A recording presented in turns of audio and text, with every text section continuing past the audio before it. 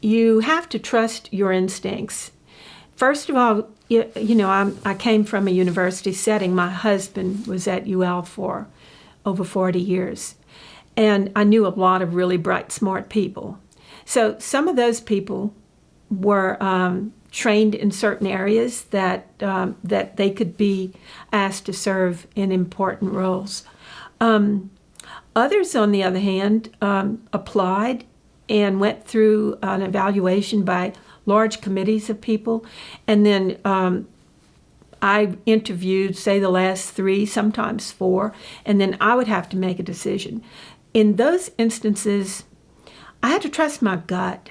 I had to, I looked at their backgrounds and I compared it to the job that I wanted and needed done.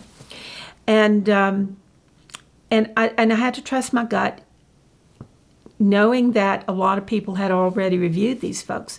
They were not people I knew. And I will tell you, my team was great. It really was a strong team. And each one served so profoundly well. I've always been so proud of them.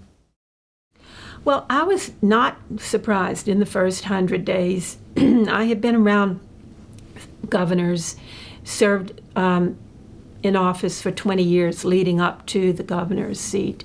So I was very well schooled in the dynamics of what governors do and don't do.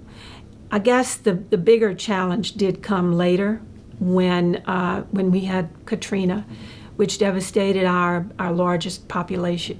And it became a challenge of a different kind. Well, I think I would definitely reverse some of the tax breaks that were passed. Those are some of the same ones that I vetoed already. Not only did they come back and pass those, but they multiplied the value, very dramatic on some of those. And that would be the first thing I would do, is reverse the tax breaks.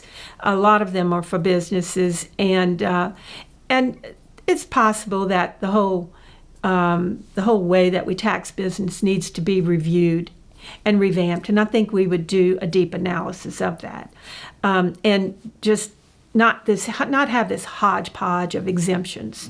Just a good, solid foundation, one that businesses would understand and be able to count on. When you have exemptions for this, that, and the other, those exemptions become very selective. So some businesses benefit and some businesses are penalized. So you get an unfair situation.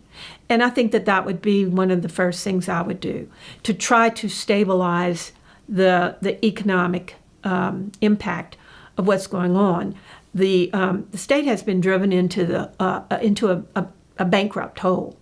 And I don't know if the citizens understand just how deep it is and how big of a problem. I do feel sorry for the next governor, I must tell you. It's not going to be easy. Legislators are going to have a lot of courage, and sometimes that's a hard value to find when they think it might hurt them in their next elections.